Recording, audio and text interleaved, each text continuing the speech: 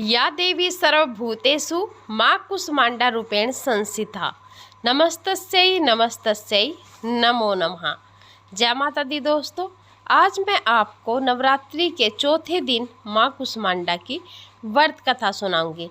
जो भी भक्त व्रत करता है नवरात्रि के दिनों में, वो कथा को जरूर सुनिएगा, तभी इसका आपको पूरा फल मिलता है। माँ दुर्गा जी के चौथे स्वरूप का नाम है कुष्मांडा। नवरात्रि के चौथे दिन माँ कुष्मांडा की पूजा की जाती है। अपनी मंद मंद मुस्कान और हल्की हंसी द्वारा ब्रह्मांड को उत्पन्न करने के कारण माता का नाम कुष्मांडा पड़ा। जब सृष्टि का अस्तित्व भी नहीं था, चारों तरफ केवल अंधकार ही अंधकार था, तब देवी कुष्मांडा ने अपनी हंसी से इस ब्रह्मांड की रचना की थी। यही माता सृष्टि की आदि शक्ति और ब्रह्मांड माता का ही आदि स्वरूप है। इनसे पूर्व ब्रह्मांड में कुछ भी नहीं था। माँ सूर्य मंडल में स्थित लोक में निवास करती है। सूर्य लोक में निवास करना हर किसी के लिए संभव नहीं है, ये केवल इन्हीं माता द्वारा ही संभव है। माँ के शरीर की कांति और आभा सूर्य के समान तेज और प्रकाशमान है। माता का तेज इतना ज़्यादा प्रकाशमान है कि इसकी तुलना करोड़ों सूर्य या किसी और की नहीं की जा सकती। यहाँ तक कि बड़े बड़े देवी देवता भी माता के तेज को सहन नहीं कर पाते।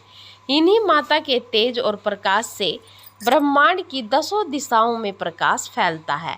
ब्रह्मांड की सभी प्राणियों, जीव जंतु और वस्तुओं में शक्ति इन्हीं माता का अंश है। माता कुष्मांडा 8 भुजाधारी है।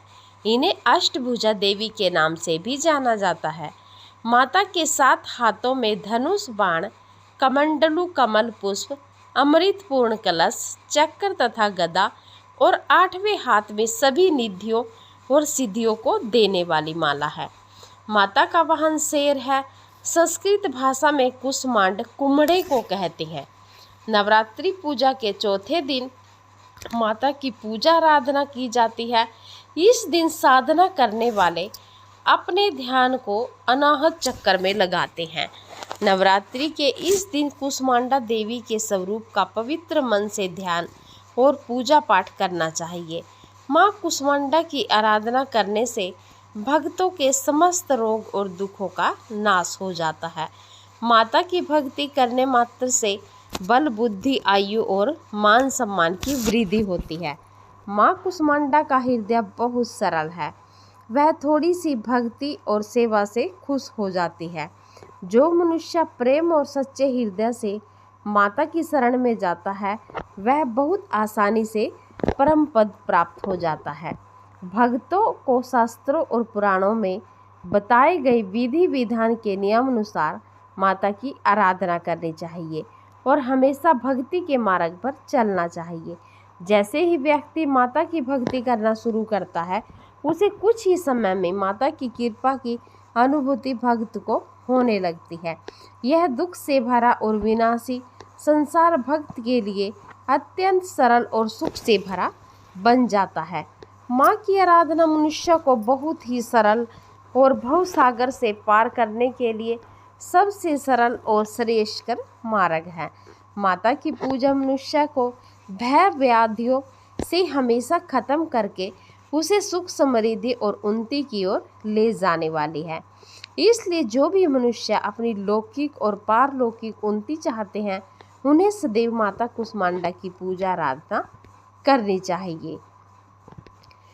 माँ कुष्मांडा को हरे रंग की चीज़ें और भोग अति प्रिय होता है।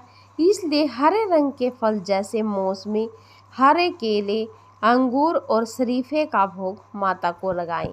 इसके साथ ही माता को नारियल अवश्य चढ़ाएं। शास्त्रों में बताया गया है कि जो मनुष्य देवी माता कुष्मांडा को नारियल अर्पित करता है, माता उसकी सभी मनोकामनाएं पूर्ण करती हैं।